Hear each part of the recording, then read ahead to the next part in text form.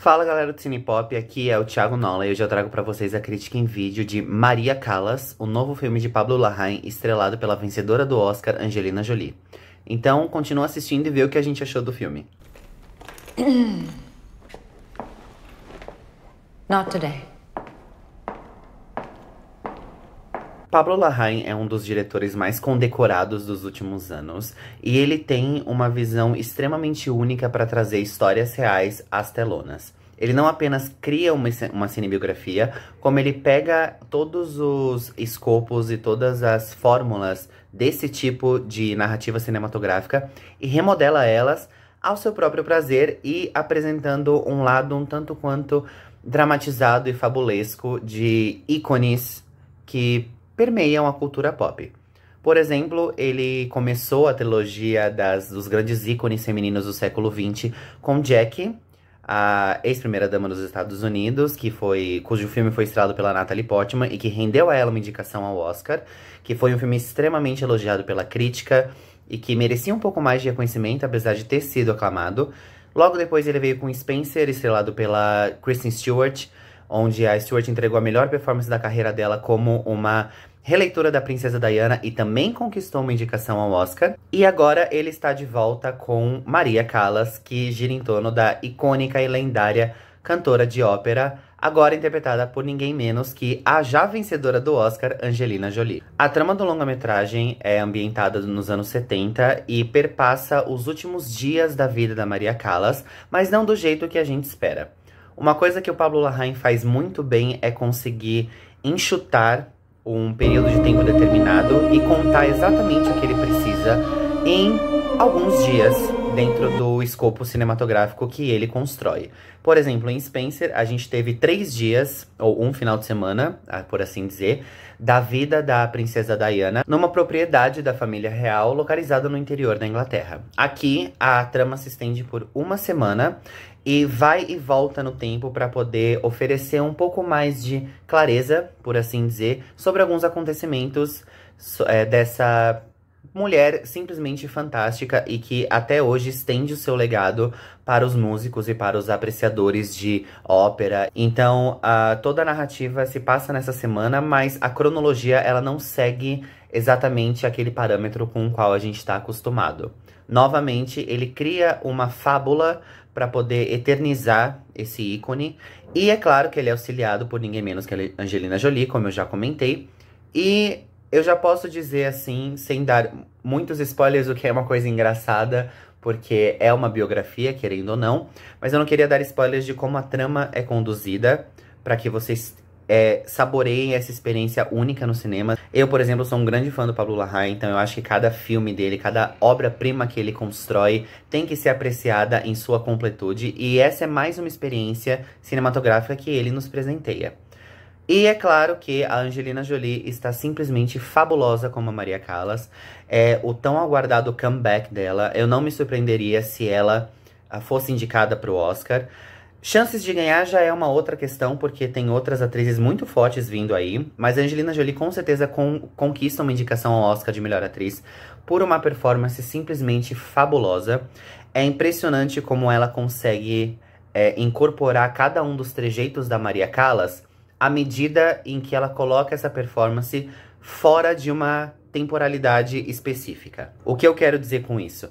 Desde o sotaque que ela emprega no filme, até o jeito como ela se porta, até o jeito como ela dubla as rendições performáticas da própria Maria Callas. É claro que a gente sabe que a Angelina Jolie não é uma cantora de ópera, e é um trabalho difícil você dublar uma cantora de ópera com a mesma emoção, com os mesmos trejeitos faciais, com os mesmos trejeitos corporais, até nessa questão, né? É impressionante como ela consegue fazer isso e colocar uma pitada, um tempero daquela estética old Hollywood, até mesmo na projeção vocal, no fraseamento e na cadência de cada uma das palavras. Então ela pega muitas páginas emprestadas de nomes como Audrey Hepburn, até mesmo a Joan Crawford ou até mesmo a Marlene Dietrich, para poder construir essa personagem mantendo-se fiel ao que ela representava para o público. E através dessa narrativa a gente percebe que o Pablo Larraín, ele quer exaltar a Maria Callas como uma mulher independente que ela sempre foi, mesmo navegando por uma vida extremamente turbulenta desde sua infância, desde os ressentimentos que ela continua guardando em relação à mãe, até o momento em que ela se transforma num ícone e que ela mesma diz no filme que ela gosta de ir a restaurantes para ser adorada. E pode ser uma coisa meio egocêntrica, mas a gente vê uma certa tristeza por trás desse olhar, porque o filme é como se fosse uma história de fantasma. Ela não consegue mais cantar, ela tá passando por vários problemas, ela tá passando por uma espécie de abuso de drogas, só que não do jeito que a gente imagina, considerando a artista que ela é e como isso costuma afetar esses grandes performers.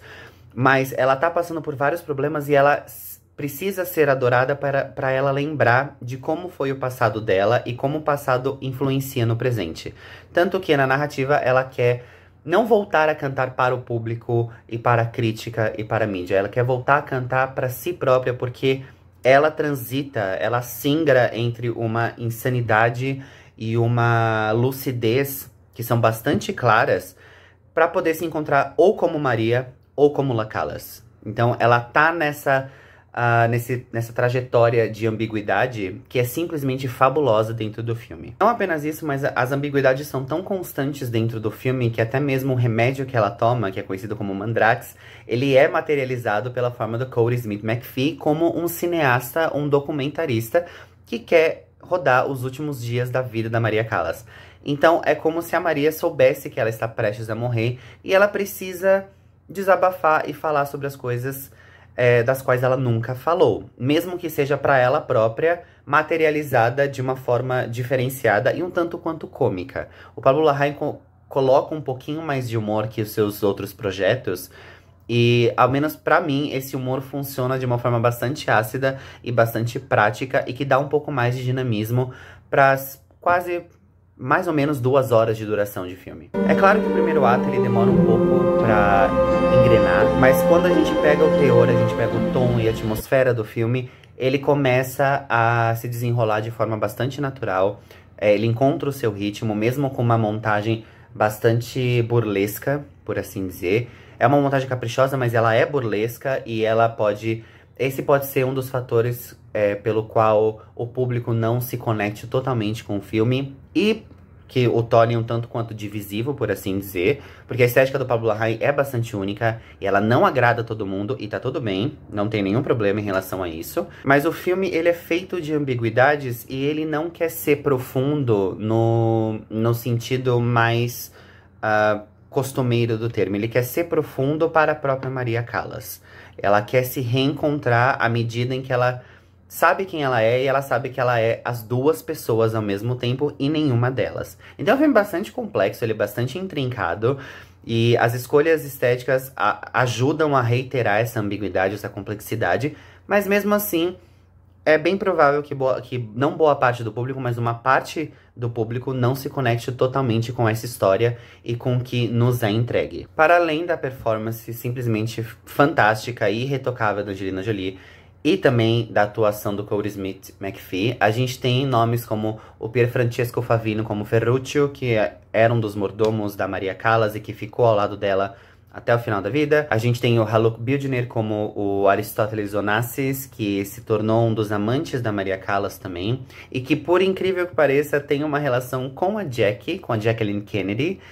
E isso é mencionado no filme, então é como se o Pablo Larraín estivesse construindo um multiverso. É claro que a Princesa Diana não aparece, e nem mesmo a Kristen Stewart ou a Natalie Portman, mas é engraçado como os 3 filmes dessa trilogia de ícones femininas do século XX têm várias coisas em comum. E a gente tem a Alba Rohrwacher como a Bruna, que também era uma governanta da residência da Maria Callas em Paris. E todos eles fazem um trabalho bastante sólido e eles são coadjuvantes, mas não meros coadjuvantes. Eles não existem em prol da Maria Callas, mas junto à Maria Callas e como um contraponto ao que ela tá passando, e eu acho que tudo isso funciona muito, muito bem. Um dos outros pontos que é bastante incrível e que chama muita atenção é a fotografia do Edward Lachman.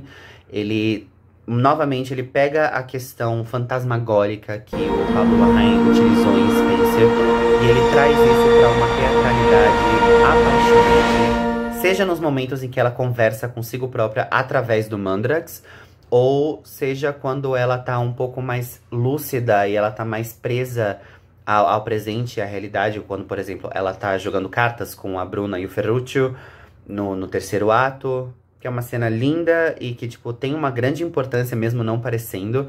E essa fotografia, ela continua teatral do começo ao fim.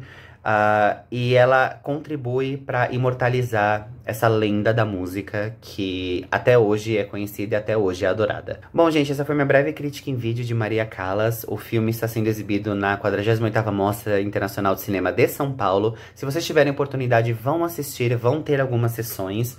Voltem aqui, comentem o que vocês acharam do filme e muito obrigado por assistirem.